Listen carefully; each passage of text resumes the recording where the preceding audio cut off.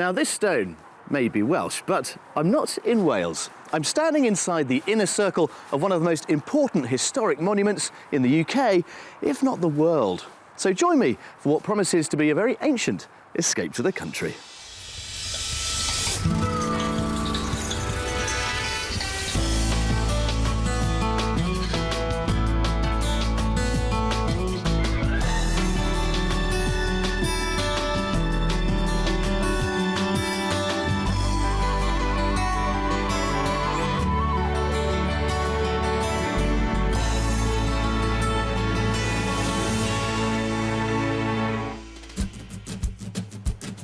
In today's show, I'll be helping a couple keen to spend their retirement in the country. And they're certainly taken with the early properties we show them. So there's a sense of agreement, dare I say it? Yeah, you see, it's a little bit worrying, isn't it? Then our mystery house really brings out their playful side. Can I jump a little bit and get excited? Yeah, of course you can. Jump away. Well, if you'd followed the clues, you'll have realised that today we're in Wiltshire, and this, of course, is Stonehenge. For my money, the most important ancient monument in the world. No surprise, therefore, that it's amongst the UK's premier World Heritage Sites. Now, for decades, for generations, really, speculation has raged as to who built it and why. Later on in the programme, I'll be back here to try and find out a little more about the history of this gorgeous and very mysterious ancient monument. Forming the gateway to the southwest of England, the county of Wiltshire is steeped in history, and the legacies of Britain's oldest civilisations can still be seen today. The Avebury Stone Circle, dating back 5,000 years, neighbours the mysterious and magnificent Silbury Hill, quarried from local chalk and soil. Wiltshire's rich geological bedrock provides the building blocks for much of its architectural heritage, such as Salisbury's 13th century cathedral, built from Chilmark and Purbeck stone, and the sumptuous Elizabethan stately home of Longleat. Offering both charming market towns and rural splendour, this county is certainly a compelling choice for many escapees. Now, despite Wiltshire's close proximity to surrounding cities like Bristol, Bath, Southampton and even London, it is perhaps surprisingly the least densely populated county in southwest England. But that, of course, comes at a price. Your average family home will set you back £292,000, £38,000 above the national average. But don't be put off, there's plenty on offer. On the market for £350,000, this thatched cottage in Manningford Bruce is full of character features. There is a range in the kitchen, a large inglenook fireplace in the sitting room, and outside offers up a good-sized garden. Or for £595,000, you could buy this 4-bedroom thatched cottage in Collingbourne, Kingston. Dating back to the 1540s, it retains its historic feel with the open fireplace in the sitting room, while the light, bright kitchen is a sympathetic addition. Or for bigger budgets, £850,000 will land you this stunning 4-bedroom barn conversion in Stanton, Fitzwarren. The kitchen, with its high-spec fittings and main sitting room, are vast, and the use of timber beams throughout complement its Grade 2 listed status. So there you go, plenty of reasons, as if they were really needed, to want to live in this part of the world. And that's just as well, because for today's buyers, well, they haven't got to move that far. Phil and Kim have lived in their large 5-bedroom family home in Fareham, Hampshire for nearly 14 years. Kim currently works full-time as an NHS manager, and Phil has retired from his job with the Ministry of Defence, although he keeps himself ticking over, running his own consultancy firm from home. Despite these commitments, they're both desperate for a change and are keen to start the next chapter of their lives. We'd like to move to the country at the moment because we've just come to a new era in life. We lived in the country back in the 80s when Phil's job moved there, and we absolutely loved it. We loved being part of a community, and at this time we've got more time in our lives to actually establish ourselves within the community. And we both love the countryside. We don't spend enough time there. Whenever we fly away abroad, the first thing we notice when we come back in is what a gorgeous country this is, and we just want to see more of it. And they've got a whole list of pursuits they want to plough their energies into. And I just want to have a go at everything. I want to join the WI, I want to do fencing, I want to do archery. anything that's going, I want to have a try and just get lots of new hobbies, meet new people. And certainly in my case, I'm very, very keen to get out in the countryside. I cycle, which I enjoy doing. I want to be able to cycle around the countryside, just see more of it. I want to improve my language skills. I'd like to learn German more effectively. And also I'd like to perhaps even start doing some music as well, to actually start playing something as well. And I'm also thinking about writing a book. And again, the country environment, I think, provides a perfect setting for that. With Kim still needing to travel to Southampton for work and Phil wanting to be close to his beloved boat, which is moored at Gosport, they've decided that the perfect location is somewhere southeast of Salisbury. What's more, they have a clear vision of what their next home needs to provide. In terms of the property itself, we're looking for something that is a real home. We'd want to see it with a good-sized kitchen, with a good office that I can work from. A minimum, I would say, of 3 bedrooms, one certainly en suite, which would be our main bedroom. We'd certainly like a dining room. That's very important. We do a lot of entertaining, so it's key that we have that. And then perhaps a couple of reception rooms. But there are some areas of potential conflict. One area where we would possibly disagree is that Kim's idea of a nice home, which I would tend to agree with, could end up as being lots of hard work for me. I'm really keen on low maintenance, keep it easy, work with it easily. I do not like the idea of spending all my life up ladders repairing things. Now, Phil and Kim want to be mortgage-free, and with that in mind, they've pinpointed exactly how much they can spend. Our budget for the new property is £500,000. So Phil and Kim now feel it's time to fly their own, now empty nest, and find a house that they can live in their way. And boy, do they intend to fill every minute of the future. They've got a real zest for life. There are languages to learn, instruments to play, books to write, even a boat to sail. I don't know about you, but they've exhausted me already. Mindful of Kim's drive to work in Southampton, our house hunt will be based in the southeast of the county, although we may cast our net further to make the most of their budget. I'll be showing them 3 gorgeous yet very different properties, but I won't reveal the price of each until they have a guess first. The last property is, of course, our mystery house, and I think it'll really challenge their vision of what they're looking for in their new home. Well, hello, Kim. Hi, Phil. Nice to see you.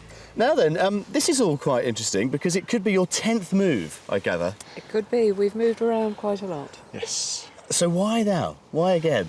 Well, it's a kind of long story. I think the thing is that we've come to a stage in our life now where I've just sort of retired from my full-time job. Yeah. We want to do something different. We've always hankered to get out into the country, and this just seems to be the natural time to do it. The budget, let's have a think about how much we've got to spend. £500,000. Yes. That's right. Sounds like an awful lot of money, doesn't it? It does. But we found, looking around, that it's not a lot of money.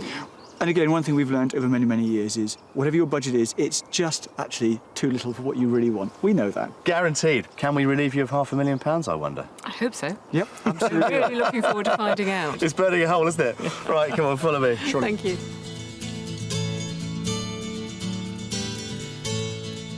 So with their £500,000 budget, Phil and Kim would like a detached property that gives her character features while being low maintenance for him. A couple of reception rooms with a separate dining room for entertaining would be ideal, as would a large kitchen diner. Along with 3 bedrooms, Phil needs a home office. Thankfully, they only want a manageable garden, and they also want to be close to a village community. We're getting our house hunt underway by heading to the village of Chilmark, and we're putting community and good access to Kim's work top of the agenda. Among its array of lovely limestone buildings are a local pub and a parish church, which dates back to the 13th century, although its tower was rebuilt in the 1770s. Set in a secluded spot, our first property serves up a great low-maintenance option for our buyers to consider. There we are. There's house number 1. All right. Fantastic. Oh, lovely. Yeah? They're lovely grounds.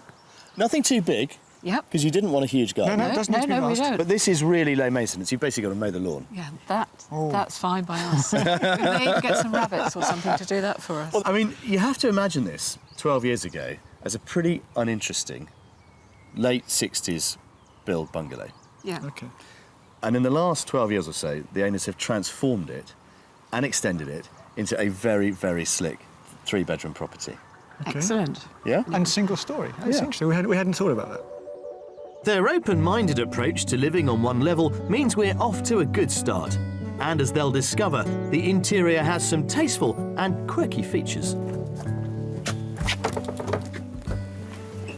Come on in. Thank you. Right, follow me in through here. Now then, utility room is in there. Excellent. Okay. Useful little study in there. But this, Kim, is what I want you to really feast your eyes on. That. Goodness me. Wow. Yeah? That is lovely. Gosh, that's stunning, isn't it? I mean, you wanted a big one. Yeah. There you go. That is lovely. Fantastic. I love. Well, it's just been made modern, but it's still got that traditional feel to it. That wood burner is just terrific. I think it really makes it very, very unique, handmade for the property. It's amazing. So there's a sense of agreement, dare I say it. Yeah, you see, it's a little bit Worrying, isn't quirky. As this is single story, the 3 bedrooms all flow off the central hallway, so let's see what they make of the main bedroom. Here it is. There we are. The master bedroom. A room with a view. That's Isn't a it just? fantastic view again. Yeah. But nice way to wake up. Lovely Yeah, and indeed bright so, as yeah, well, it's and very, very airy. The other thing about it is that it's en suite. Through that door is a fabulous bathroom. And again, very, very quirky, very different. I like quirk. My sense is also they've actually used good materials. I mean, Yeah. it's always good when you've found somebody who's modernised a place and lived in it because they obviously want to get it right. Yeah. Yeah. And I think that comes through. No, I love it. Yeah. Yeah, that's good. That's Yeah. excellent. Lighting's Yeah, nice as well. fascinating. Yeah. Impressive. The other 2 bedrooms are both large enough to be doubles and conveniently placed either side of the bright modern family bathroom. And there's an added surprise. And just when you probably thought there was no more to see, Oh, that is lovely. it goes on. Yeah. Yeah? That is really nice. good. Again, it's got that spacious feel. Yeah. And if you wanted a separate dining thing, you've got it. Yeah. But I think this is lovely. It really opens out. Good view again into the garden. Yeah. But it's got a cosy feel, although it's quite a spacious room because of all the aspects, the light aspects as Yeah. well. As well as having that homely feel, this property, although all on one level, has a light and spacious interior. It has plenty of character features for Kim, and outside even has a study solution for Phil. Right then, well, here we are back in the garden where we started. What you see is what you get, as you can tell, with one addition. Behind the property, there's a very nice, small garden with a couple of raised vegetable beds in it. And, coming over to the business of studies, there is what was designed as a garage. They've never used it as a garage. They've got it set up as a study. So you don't have to use the small one in the property itself. You could use that one. Okay. So let's have a think about the money then. Yes. Go on, Kim, you can guess yeah, first. I've got a figure in mind of 525. 525. I'd be tempted to say slightly higher, maybe near the 540 or something like that. 540. If it was 540, would it still be of interest? I think anything's of interest. Ah, OK. But well, it just means that you have to look in your piggy bank and see how many pennies you've got left. well, you won't have any pennies left at all on this one because it's £525,000. You were absolutely right. Goodness gracious me. OK. But I suspect, you know, open to offers. Okay. Okay. It is a beautiful property. Yeah, right. Well, off you go. Go and check it out, and I'll find you later. Thank you. Thank you. Brilliant. You can't fault their enthusiasm. I absolutely love it. And as a first property, this is absolutely ideal. It's very practical, it's very easy, it's very beautiful, frankly. Although this property nudges over their budget at £525,000, if they like it, a sensible offer could seal the deal. Along with a large convivial kitchen diner, it offers them a great separate sitting room. The 3 bedrooms include a master ensuite, and outside, the manageable garden houses a super study option for Phil. My first impressions of this house when I got here was that it had a really nice garden, good size. I can imagine having visitors here, having barbecues, and people come to visit. But as we've been going around, it's just been so spacious and so light, which is the main thing that I've wanted out of a house. So I've been really pleased. I really like it. Actually, this is looking very, very interesting. Immediately caught by very light, very airy. And of course, you just walk in a little way and then on the right-hand side is that stunning kitchen. And however you look at it, that really is the kind of main feature of the house, and quite rightly so. The house has plenty of room. It's good for us as a couple, and I think it would be good for the grandchildren or the family. Well, I think that all went rather well, actually. Ah, how are you? Yeah, really Thank good. Isn't it? It's absolutely wonderful. Yeah, excellent. Really, really fascinating. I think you've done very, very well choosing something that's really got all the key parts there. Really good. Good. And it's only the first one. I know. Yeah. Let's go see some more.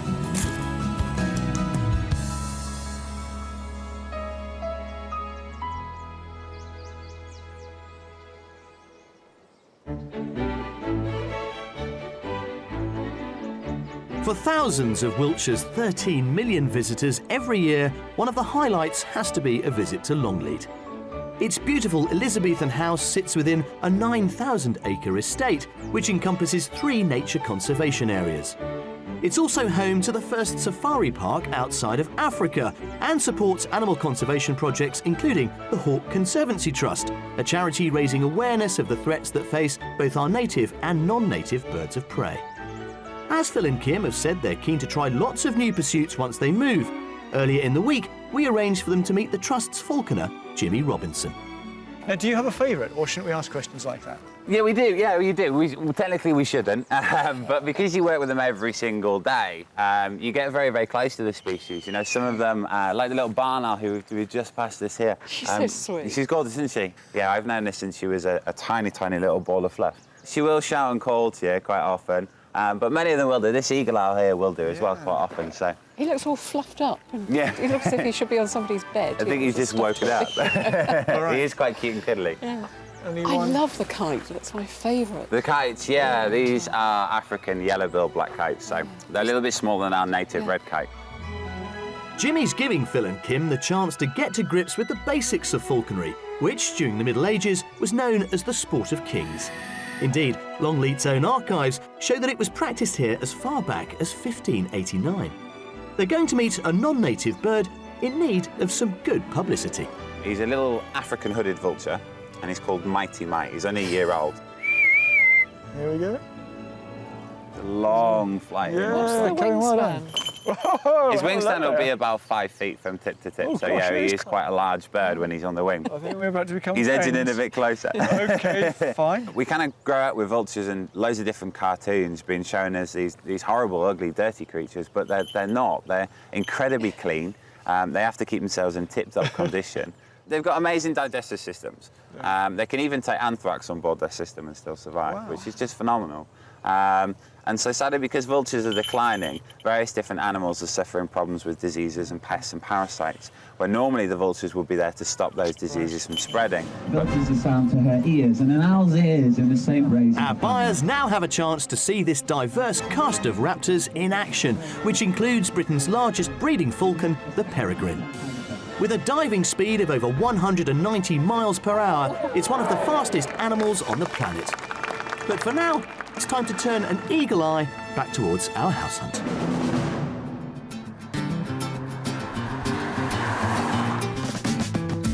Our property search continues over the border into Dorset, close to the village of Sixpenny Handley.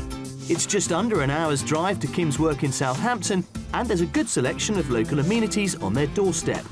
Nearby in the hamlet of Woodcuts, set in a designated area of outstanding natural beauty, is our second house. The main part of it dates back to 1901, and it also has a large side extension added in 2001. OK, in the rain, house number 2. Lovely.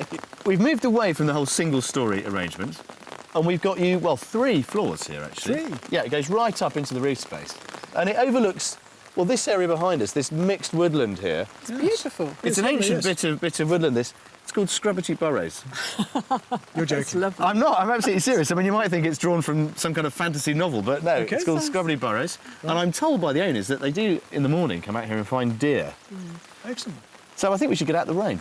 I think we Yes. should. Let's go Have a look. inside. Come on. Very good. The extension gives them a purpose-built garage and a large self-contained parking area. But let's see what their first reactions are to the front-facing reception rooms in the original part of the house. This is the dining room.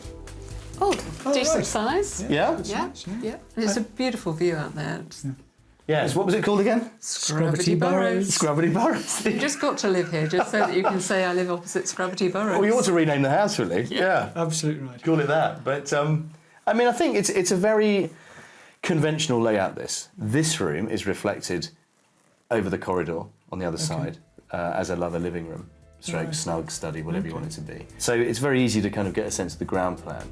The dining room leads through to the back of the property to the kitchen, which we'll come to later.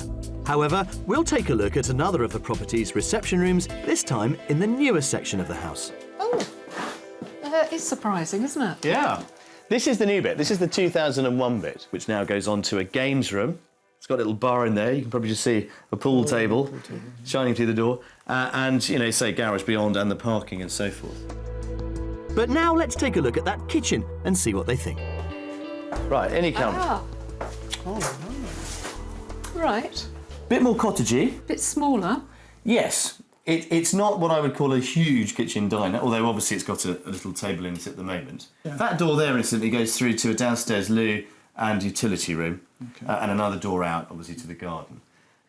You've got the range, which again sort of ticks a cottage box, if you like, I suppose. Yes. But yeah, if you think, you know, cosy cooking is for you. I could definitely work with this. Time to head to the first floor and see if the 3 bedrooms up here offer the space they're after. Well, let's start upstairs in here. This is currently set up as the master bedroom. It's not the biggest bedroom in itself, but it does have an ensuite next door. Oh, right. But it's got these lovely high ceilings, similar to what we've got downstairs, typical of the period of build, really. I love actually having the fireplace as well. Yes, it's sweet, isn't it? Yes. A nice survivor. Again, from the period, that's the real thing. Nice cast iron fireplace. Yes. And having the recesses for the wardrobes as well is just a bonus in a cottage of this age. Follow me through here. Oh, right. This is quite interesting. It all sort of runs as a bit of a route. OK. Now, can you see this staircase here? Yes. Aha. To get to this staircase, you either go through this bedroom or that bedroom. This bedroom here is Yes, exactly the same, as you can probably see. And up there, this is what they've done. They've pushed into the roof space. Remember on the outside we said they've given you 3 floors, effectively? Yeah. That, I think, would be ideal for visiting grandchildren or, indeed, study space. OK. Under here on the first floor, the 3rd bedroom is a compact but bright double, which is served by the main family bathroom next door. Overall, this house offers them a mix of Victorian character and proportions, with the bonus of a modern, adaptable living space to accommodate visiting friends and family. And outside gives them the low-maintenance garden they've asked for. Madam, Thank you. you can have that. Right, up those steps. OK. Now, garden-wise, what you can see is what you get. It's this rather terraced arrangement, dropping down obviously to the patio outside the doors there. But again, I think this is probably the right sort of size from what you were describing. Yes, it is. Yes, it is. It's a generous plot because there's lots of land around it. And you get a nice sense of the geography of the buildings, actually, where the link works, and the games room and the garage again. Let's have a think about the price then. Depends on the price. You went first last time, Kim, so go on, Phil. Golly, bearing in mind I'm not very good at this, $5.50 I would suspect. $5.50, OK. Yeah. 485. Oh, Quite a difference. oh, now that's contentious, isn't it? Yeah. $5.50, $4.85. How about $4.95? Oh, really? Yeah. Wow, that's good. I think it's a really good price for that size property, and I think it's got huge potential. Yeah, well, go and make some choices. Off you go. We'll do Thank that. you. OK, let's go and have a look. Great stuff. Well, very interesting. Very different property from our first one, but as they say, lots of scope and lots of potential, even if it is raining. Under budget at £495,000, this late Victorian property gives them 4 potential reception rooms along with a country kitchen. Upstairs, the 3 bedrooms include a master ensuite, and there's a dedicated office for Phil on the top floor. Outside, the garden needs little upkeep, and it's all wrapped up in a beautiful woodland setting. When I first walked up to the house, I really liked it because it's the sort of house that I've been looking at. It's that turn of the century, huge potential. But generally, when you get in, the feel of the house is very peaceful, very quiet. I believe we could see ourselves living in this house. So I'm not quite sure exactly how we would work out the bits and pieces, and certainly we would want to be doing a fair bit of work on it to get it just the way we would like it to be. Right, out you come. This weather just goes on, doesn't it? Oh, yes. But you're happy with number 2? Yes, it's got huge potential, and it's just thinking about the uses of the space, because there's lots of land and lots of space in the rooms there. I think this one's really got your mind going, hasn't it? It has. It has, actually. Right, come on, let's get out of this rain. Okay. OK.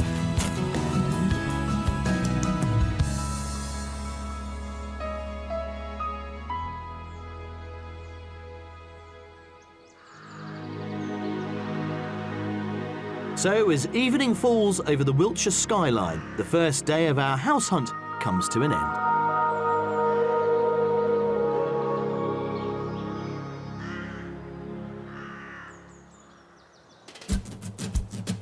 With the new phase of their lives about to begin, Phil and Kim are poised to sell their family home in Fareham, Hampshire and leap over the border to rural Wiltshire. For their £500,000, we need to find a property that balances Kim's desire for quirky while offering Phil something low maintenance. So far, there have been plenty of positive noises about the two properties we've already shown them. But coming up, will our mystery house be a conversion too far? I mean, Phil seems slightly lost for words, Kim. Yeah, I think I am as well. It is a real, true mystery house. There's no way we could have imagined this. And I step back through the mists of time in the company of these 5,000-year-old Wiltshire giants. Well, it's the final day of our house hunt here with Phil and with Kim. Yesterday went really well. So far, so good. But of course, time is of the essence. They really want to get this move underway. It's raining, but as for the sundial, it's not going to be much use today, is it, really?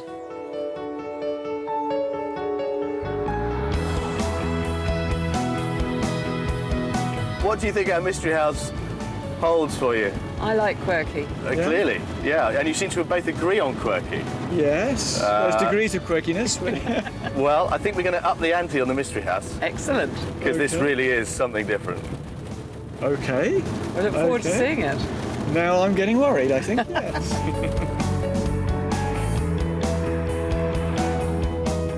Our mystery property takes us to the village of Seals, towards Wiltshire's borders with Dorset and Somerset, and stretches Kim's drive time to work to over an hour. Along with welcome amenities, the village is peppered with some impressive mid-19th century architecture, such as the parish church built in the Gothic revival style and these lovely old almshouses. Our mystery house was built in the 1850s and comes in the form of this converted chapel. Well, here we are, the mystery house in this shocking weather. Goodness me. Or a part of it. A part? We've got you an old chapel, Oh, Wow. fantastic. but they've done it rather nicely. And there are some real giveaways as to the fact that it obviously is a chapel.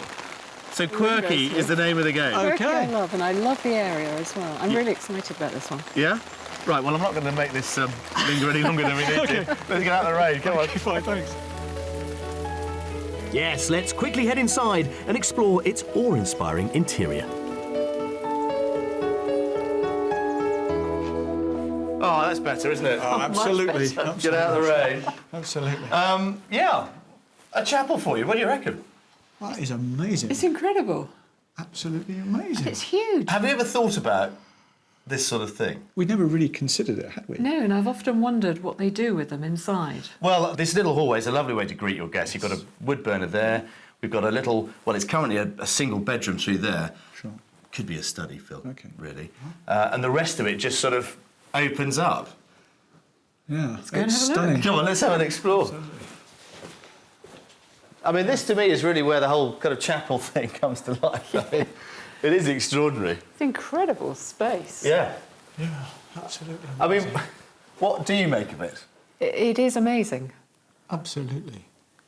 Yes, as you say, you can see obviously you can see the main features which make it the building it is. Yeah. But again, fascinating way it's been put together. I mean, the really clever bit, I think, is this central fireplace arrangement, which clearly it wouldn't have had, obviously, as a chapel. Yes. But it divides the space up and allows us to create another floor beyond. But you've obviously got all the architecture that portrays its history. Yeah, indeed so. Amazing. It's a bit mind-blowing, really. I have to say. I mean, Phil seems slightly lost for words, Kim. Yeah, I think I am as well. It is a real, true mystery house. There's no way we could have imagined this. This is really pressing all the circuits. True quirky. Well, I mean, there's a little door off there, which I think was probably the vestry. That could be another office for you. Fine. If you like.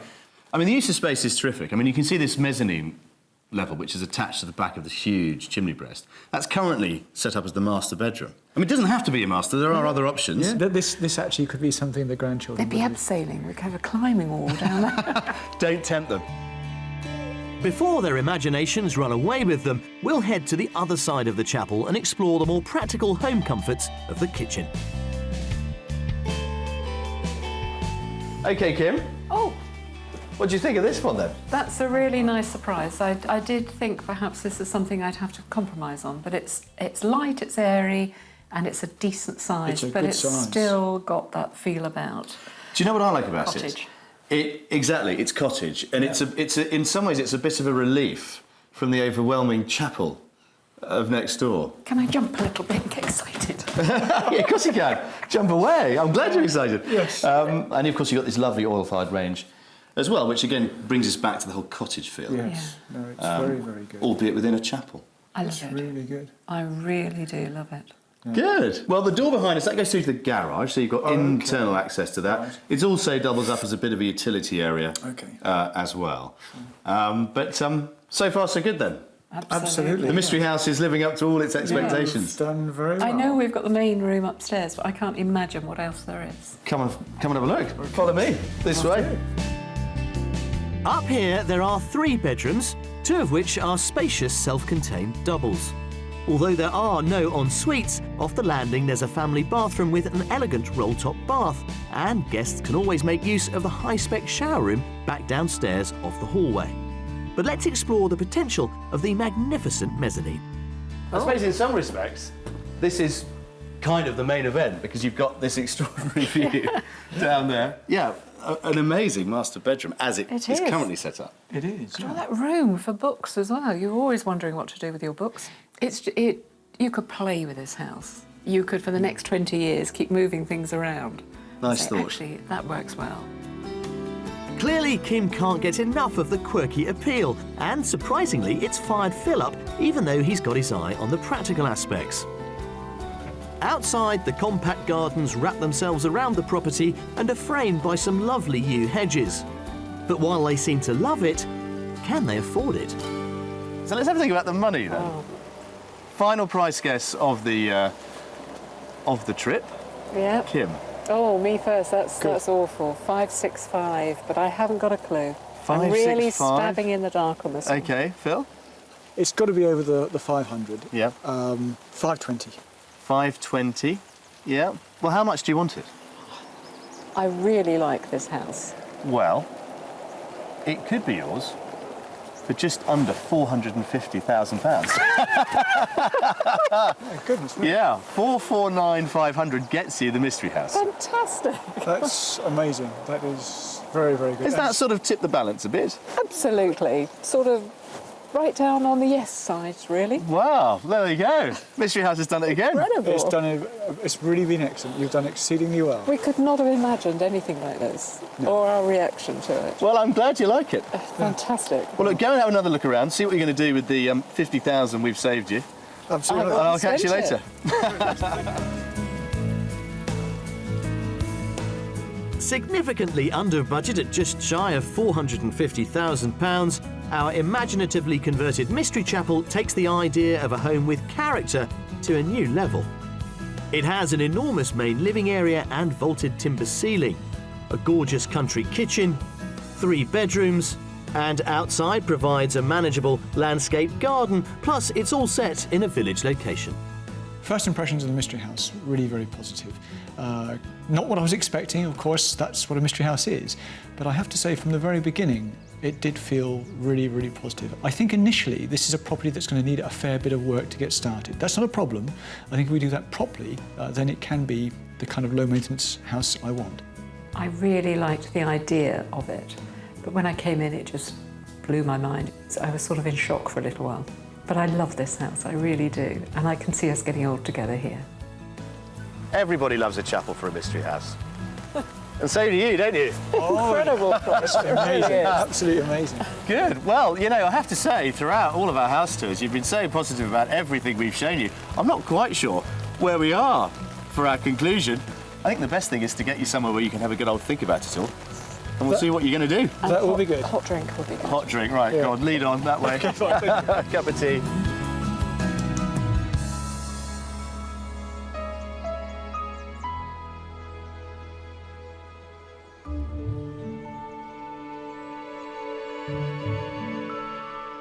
Britain is home to countless historic stone monuments, but one that is always truly fascinating is Stonehenge.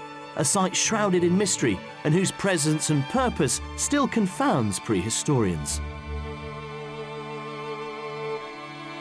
Early one morning, I was given the rare opportunity to walk among these ancient stones and to find out more about the theories that surround them with Dave Batchelor from English Heritage. Dave, good morning. How are you? Morning. There's a wonderful feeling in the centre of this monument, isn't there? A real kind of tingle, an ancient presence, if you will. Yes, I still get that after 20-odd years coming inside here. Yeah. Now, many people ascribe it as some sort of great celestial calendar rooted in the midsummer sunrise and midwinter sunrise. And here we are in this gorgeous morning with the sun popping up behind the stones there now. I mean, it's a very moving experience being in the middle here. It is, yes. I mean, it's special. And it's designed to be special because of the different uses in heights and the true use of architecture. Yeah. One of the things that makes Stonehenge unique is the fact you've got these lintels, you've got a third dimension, and the fact that they raise in height as you get towards the central space. Well, you talk about the architecture. I mean, let's just have a look at one of these gorgeous stones here. Yeah, I mean, you just... Changes in size as you approach it, doesn't it? So many questions. It's just amazing. Yeah. But I love the fact that it's still a mystery. We do know the stone's geological story. 4,000 years ago, the 80 Preseli bluestones forming the inner circle were transported from southwest Wales, although it was never completed. However, those in the outer circle came from much closer to home. These are the Sarsens. These came from the Marlborough Downs, 25 miles to the north of here. Probably semi-finished, i.e. these are all being worked to give us this final shape. And then big holes dug and put up. I mean, you make it sound very simple, yeah. I mean, what's interesting is that when you look at the top of some of those that are missing their capstones, as it were, you can see these little nodes, these little knobs, which would have located the stones on top. I mean, that's quite a sophisticated bit of engineering in some ways. Particularly in stone, yes. You've got mortise and tenon or ball and socket type of joints sitting between the uprights and then the lintels that sit across them. Yeah. Some of the early elements of Stonehenge point to the fact that this was an important site over the course of many centuries, notably the henge or ditch that surrounds the stones. There are a number of features outside here that relate to it and are part of this late Neolithic, Bronze Age ceremonial landscape. So it's a huge period of time. It's 1,400, 1,500 years it was in use for. And in the wider landscape, we can just see one appearing through the mist over there, this lovely barrow. There are literally dozens of them in this area, aren't there? Hundreds of them. We reckon there's well in excess of 400. Now, these are burial mounds dating from the Bronze Age? Bronze Age period, yes. So what, 1500 BC? Contemporary with the stones here. Dave is among those historians who thinks the site must have had more than one purpose, and that it wasn't just a massive sundial or place of worship.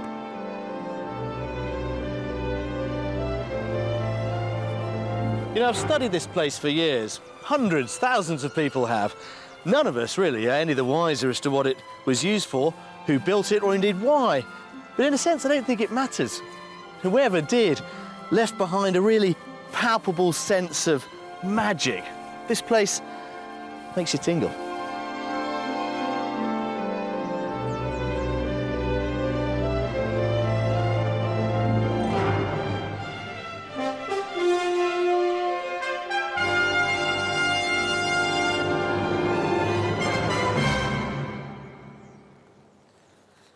Well, we've now reached that point in the show when we can ask Phil and Kim the burning question, have we indeed managed to find them, their new dream home in the country? Now, sometimes it's perfectly possible to tell which of our three properties our buyers are going to go for, but on this occasion, I think it's a bit too close to call. So let's go and ask them, and hopefully it might just stop raining.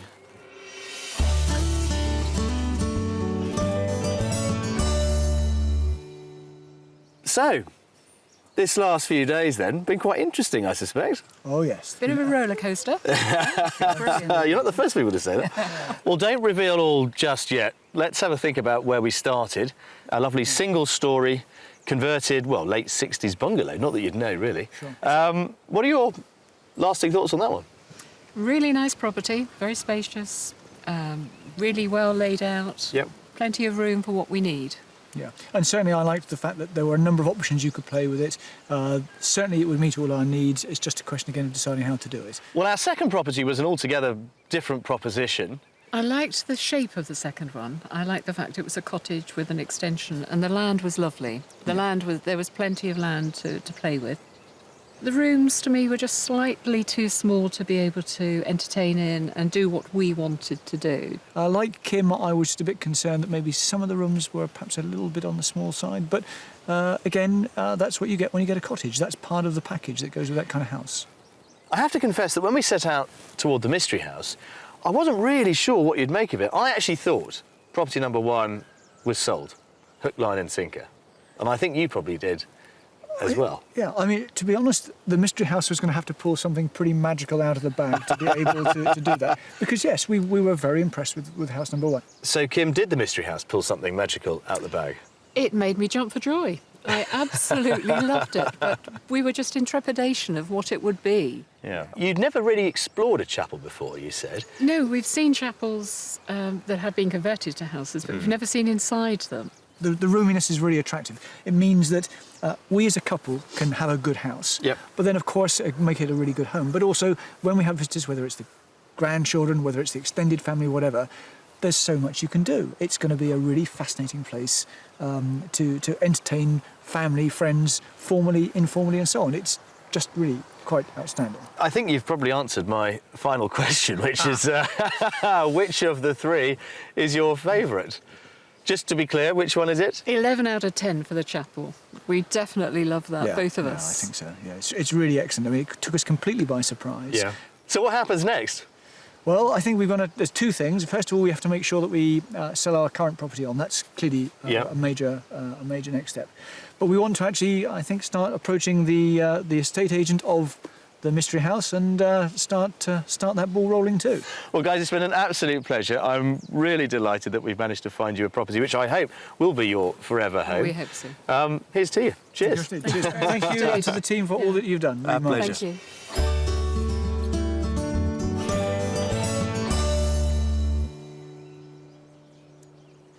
Now, if you're after top tips and advice when it comes to successful house hunting, there are plenty, of course, to choose from. But for me, there is one ingredient that stands out above all else, and that is attitude. Imagine if I'd given you the keys to any one of the properties that we showed Kim and Phil. Chances are you'd make it work. You'd search out their pros and you'd resolve their cons. And that, of course, is exactly what they have managed to do. And lo and behold, despite all the suggestions earlier, they have found agreement on our mystery house, a real home for their future. Phil and Kim have gone back to see the mystery house twice and are still keen to put in an offer once they've sold their own property. If you would like to escape to the country in Wales, Scotland, Northern Ireland or England and would like our help, then please apply online at bbc.co.uk/Be On A Show.